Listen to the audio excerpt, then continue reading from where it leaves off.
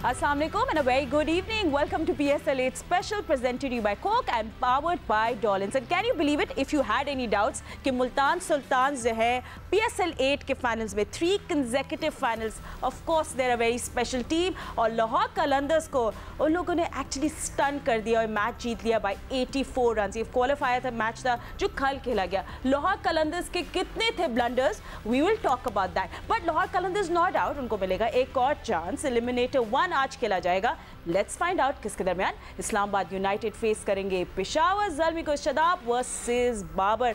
And जो भी ये मैच जीतेगा वो लाहौर कलंदर्स को फेस करेगा एलिमिनेटेड 2 में। So Lahore Qalandars need to sort out their problems and find out कि वो किस तरह फाइनल्स में पहुंच सकते हैं। बट अभी तो काफ़ी कुछ सेलिब्रेशंस हो रही होंगी मुल्तान सुल्तान के ड्रेसिंग रूम में। But let's find out score card, देखते हैं कि किस तरह मुल्तान सुल्तान से स्टन किया लाहौर कलंदर्स को by 84 run. So let's have a look at the score card. So Multan Sultan first batting first, looked in trouble, but सबसे डेंजरस सबसे लीथल कस्टमर थे केरॉन पोलार्ड जिन्होंने बनाई 57 of 34 balls. Quick shot, lose, no problem sir. Everyone just he just was all over the place. But of course we have to mention Haris of 3 for 34 और chess करते हुए Lahore Qalandars heavily depended again on Fakhar ज़मान। कोई कुछ नहीं कर सका। और मुल्तान सुल्तान की तरफ से Sheldon Cottrell who took 3 wickets for 20 and he was just amazing. You know Kieron Pollard brings so much experience वो लेकर आते हैं और उनको जब responsibility दी जाती है, this is exactly what he did और एक बड़े decent score बोर्ड पे लगाया, you know, courtesy of him. And left armers जो लेफ्ट आर्म सीमर है शेल्डन कॉट्रेल, उनकी भी तारीफ करनी चाहिए, who is just so accurate yesterday and who is always accurate. Our analyst जो हमारे साथ मौजूद है, जल्दी से इंट्रोड्यूस कर लेती हूँ। मेरे साथ है former test cricketer Sikandar. Thank you Siko for joining us. Senior sports journalist Yaya Saini भी है। याया आप कहाँ थे कल? मैंने आपका वेट किया। आज आप कुछ बताइए। अच्छा, ज़रूर आपके पास कुछ न्यूज़ होगी क्योंकि आप हमेशा बताते हैं फाइनल कौन खेलेगा। एंड मेरे साथ है senior sports journalist Abdul Majid Bhatti, former test cricketer and one of the best allrounders we ever had. Mister Abdul Razzaq ने भी ज्वाइन किया है। Senior sports journalist Aliya Rashid भी हमारे साथ मौजूद हैं। Thank you all for joining us. But इससे पहले मैं किसी और से बात करूँ, Sikku, I really want to talk to you today क्योंकि हम लोग कल ही बात कर रहे थे कि शाहीन प्लीज़ एडवेंचरस नहीं होना, क्योंकि कल शाहीन ने वापस अपने आप को प्रमोट किया।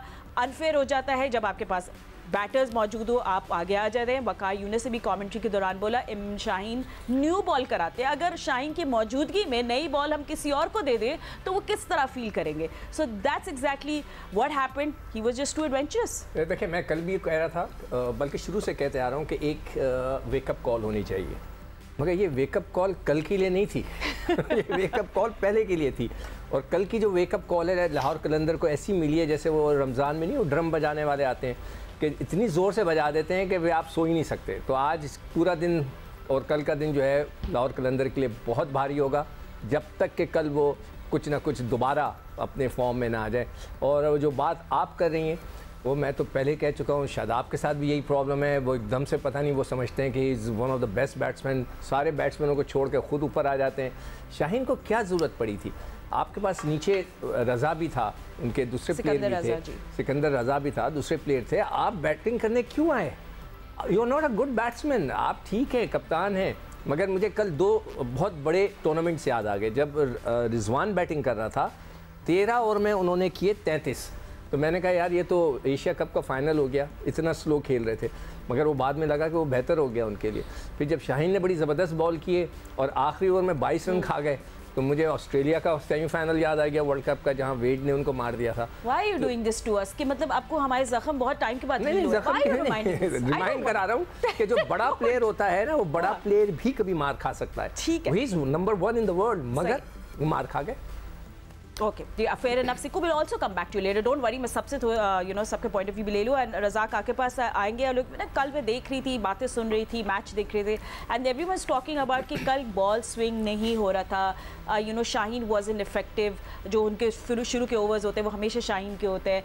बट इन कॉन्ट्रास्ट जो कॉट्रेल है, उन्होंने तो मतलब क्या जो सेकेंड ओवर था स्पेशली, मज़ा आ गया वो देख के। उनकी bowling really change the game for them. जैसे मैंने कहा था कि रावलपिंडी से और शिफ्ट हुए मैचेस, तो पर टॉस जो है ना, मैं समझता हूँ टॉस की वजह से एक नज़र आई कि थोड़ी सी एफर्ट नहीं लगी। जिस तरह अगर रिजवान ने और उस्मान ने स्टार्ट लिया और सेंसिबल खेले। देखें इनके स्ट्राइक रेट चेक करें तो बिल्कुल 100 के करीब है। कि उनको पता था कि ये पिच ऐसी है 150, 155 जो स्कोर है यहाँ पे नहीं होना, तो पिच की कंडीशन ऐसी थी। और ओवरऑल देखें टीम अनाउंस हुई है अफगानिस्तान के खिलाफ, तो उसकी वजह से शायद प्लेयर हो सकता है वो खेलना चाहते हो तो उनको रेस्ट करा दिया होगा, वो भी एक चीज नजर आ रही है।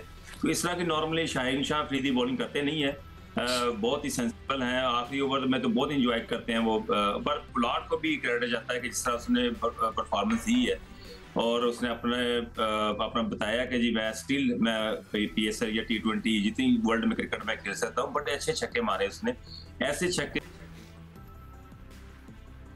ठीक है, एब्सोल्युटली। रज़ाक जैसा कह रहे हैं, Pollard is explosive, he brings experience, those shots were just a treat to watch, you know, and या आपके पास भी आएंगे क्योंकि हमारे बाकी एनालिस्ट भी हमारे साथ मौजूद है, we'll go to them later, but just coming to you, you know, overall Multan Sultans were just on point. I mean, you know, वो लोग पहले डोमिनेट कर रहे थे, फिर उनका डाउनफॉल आया, they picked up again, made a good comeback, they read the pitch well, उनको पता था कि 160, 165 का टारगेट है, it'll be good enough for us to defend, and they did it. तो क्या data driven teams are really winning this tournament then? नहीं फातिमा, मेरा ख्याल है कि क्वालिफायर था और एक को अंदर जाना था और एक को जो है एलिमिनेटर का इंतज़ार करना था। तो अगर आपको याद हो लास्ट ईयर भी ऐसा ही हुआ था कि मुल्तान सुल्तान जो है वो क्वालिफायर में जीत के फ़ाइनल में गई थी और एलिमिनेटर से फ़ाइनल में आई थी लाहौर कलंदर और उन्होंने जो है वो कामयाबी हासिल की थी। तो कोई शक नहीं है इसमें कि कल वो पिच नहीं थी जिसके ऊपर रन्स करना इतना आसान हो और स्ट्रगल किया लाहौर कलंदर की टीम ने। और सबको ये बात मानना चाहिए कि एज़ कंपेयर उनकी बैटिंग जो है वो बॉलिंग के मुकाबले में कुछ इतनी अच्छी नहीं है। अगर कल मुल्तान को भी बाद में बैटिंग करना पड़ती तो उनको भी कुछ ऐसे ही नाको चने चपते हुए आप देखते।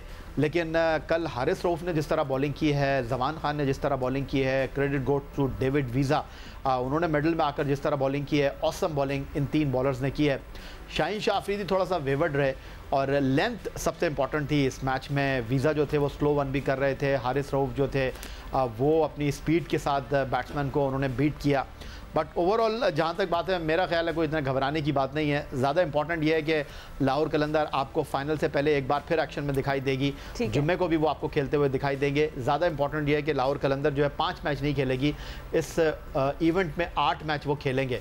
तो मुझे तो बड़ी उम्मीद है कि वो आपको पुराना लाहौर याद नहीं आया इसका मतलब कल देख के? नहीं, मुझे कोई हैरानगी नहीं हुई कि अगर लाहौर कलंदर हार गई तो ठीक है, उन्होंने गलतियाँ की। और ज़्यादा इंपॉर्टेंट ये है कि ठीक है वो फाइनल से पहले हार गए और वो जो सिकंदर बग कहते हैं ना, एक बुरा दिन आपका आना चाहिए, बुरा दिन आया, वेकअप उनको मिली है तो सोचने का उनको मौका मिलेगा। उन्होंने कह दिया घबराना नहीं है। अच्छा, घबराना नहीं है, ठीक है। I hope that works by the way. But Alia घबराने की बात है बिकॉज लाहौर कलंदर्स अगेन, जिस तरह हम लोग कल बात कर रहे थे यहाँ पर मैं कि लाहौर का very heavily dependent on Fakhar Zaman. आपके टॉप ऑर्डर में you know you have Abdullah Shafique who can be dangerous players, they have Kamran Ghulam, मगर अगर ये लोग नहीं परफॉर्म करेंगे तो बिकॉज आपको पता है नीचे कोई भी नहीं है, you can depend on David Wiese all the time कि वो हमेशा आपको मैच जितवाएंगे। So they really have to step up अगर इनको फाइनल खेलना है संडे को। यकीनी तौर पे। लेकिन फातिमा, मैंने कल भी आपसे कहा था कि मुझे कुछ खदशे हमेशा रहते हैं लाहौर कलंदर के हवाले से कि अगर वो टॉस नहीं जीतते तो फिर उनको मुश्किल होती है। ये मुश्किल अगर अगले मैच में भी हो सकती है उनको, तो इनको उसके ऊपर काम करना पड़ेगा। देखिए, एक दो बातें हैं बहुत इम्पोर्टेंट। कल जो पिच थी जिसपे you know double pace pitch थी, कहीं घास था कहीं ड्राइनेस थी। मेरा ख्याल है कि हमारे जो कोचेज होते हैं, मतलब लाहौर कलंदर के जो कोच हैं आकिब जावेद, मुझे नहीं पता उन्होंने पिच को किस तरह रीड किया था और उनके प्लेयर्स को उन्होंने कैसे बताया, क्योंकि ये पिच ऐसी साफ नजर आ रही थी जहाँ पे आप स्ट्रोक प्लेयर के लिए नहीं थी। ये प्रॉपर बैटिंग, जो प्रॉपर शॉट खेलने वाले बैट्समैन होते हैं वो यहाँ पे, जिस तरह से आपने देखा कि रिजवान, इवन आपने देखा उस्मान को खुल के नहीं खेल सके वो जिस तरह उन्होंने 20 में खेला था। तो ये पिच की नेचर ऐसी थी, ये लग नहीं रहा था कि किसी ने उस तरह रीड किया हुआ है। एक तो पहली बात ये कि मुझे अभी तक ये नहीं समझ में आई कि इनके ओपनर्स फाइनल कौन से होंगे। सीधा अब्दुल्ला शफीक और फखर को खिलाना चाहिए जो कि नेचुरल ओपनर हैं। वो जो नौजवान है जिसको हम ओपनर के तौर पे ताहिर को खिलाते हैं, वो उन पिचेस के लिए ठीक थे। इसलिए मैं कह रही हूँ पिच रीड करना बहुत इंपॉर्टेंट है। फिर आप ये देखिए हुसैन तलत क्या कर रहे हैं और क्या करने आए हैं, मुझे अभी तक समझ में नहीं आ रही कि उनकी बात ये नहीं है, कैचेस ड्रॉप भी होते हैं, रन आउट भी आप होते हैं, एक बॉडी लैंग्वेज होती है, एक आपका स्टेट ऑफ माइंड होता है ग्राउंड में, वो पता चलता है कि आप कितने ज्यादा प्रोएक्टिव हैं, इस मैच के जाने के लिए मुझे ना उनके बॉडी में उस तरह एक्सप्रेशन ना फेस पे नजर आते हैं। फिर आप शाहीन की बात सिक्कू ने बिल्कुल सही कर दी। आप बताएं किस ठीक है, I don't think we just lost Aliya for a moment, will get back to her. और भट्टी साहब, मैंने आपको लास्ट में सोचा इसलिए बात करूंगी कि मैं आपसे जी 2 सवाल पूछूंगी। एक तो आपको ओवरऑल रिजवान की कैप्टनसी कैसे लगी, क्योंकि शुरू में इनको काफ़ी क्रिटिसाइज किया जा रहा था मगर बड़ी फुर्ती दिख रही थी। He was a good captain, he was all over the place, अच्छे डिसीजंस बना रहे थे। तो आपको कैसे लगी, और आज के जो एलिमिनेटर है उसका भी क्या टोन सेट है, क्या मूड है, क्या कुछ हो रहा है ग्राउंड में, तो ये दोनों अपडेट्स आप हमें एक ही जवाब में दे दें। देखिए फातिमा, रिजवान नो डाउट कल बेहतर कप्तानी कर रहे थे, और फिर जब आप जीत रहे हो, हर चीज़ आपके फेवर में हो, तो सारी जो आपकी खामियां वो भी छुप जाती हैं। लेकिन बहरहाल कल लाहौर कलंदर का दिन नहीं था। उन्होंने बैटिंग में भी स्ट्रगल किया, बॉलिंग में भी स्ट्रगल किया। वेकअप कॉल की बात हो रही है तो पिछला मैच जो कराची किंग्स के खिलाफ था वो 86 रन से हारे, कल 84 रन से हार गए। लेकिन जो एक पॉइंट है, जो उनकी बैटिंग का जो मसला है, कि जो स्टैट्स बताते हैं कि जो टूर्नामेंट के टॉप 17 बैट्समैन हैं, फखर जमान जो है 384 रन बनाए, उसके बाद फिर 17 बैट्समैनों में लाहौर कलंदर का कोई बैट्समैन नहीं है। तो इसका मतलब है इनकी बैटिंग में सीरियस काम करने की जरूरत है। शाहीन शाह अफरीदी इत्तेफाक से वो भी बॉलिंग पे नहीं चले, लेकिन बहरहाल अभी भी उनके पास एक चांस मौजूद है। लेकिन आज एक और क्रैकर है। क्रैकर इसलिए कि पेशावर ज़ल्मी, जिसने पिछले मैच में इस्लामाबाद यूनाइटेड को पिंडी ग्राउंड में हराया, आज उनका मुकाबला होगा। लेकिन जो असल मुकाबला है, जो मेरी नज़र में है, कि बाबर आजम जो फॉर्मर पाकिस्तान T20 कैप्टन थे वर्सेस करंट पाकिस्तान या acting Pakistan T20 captain Shadab Khan.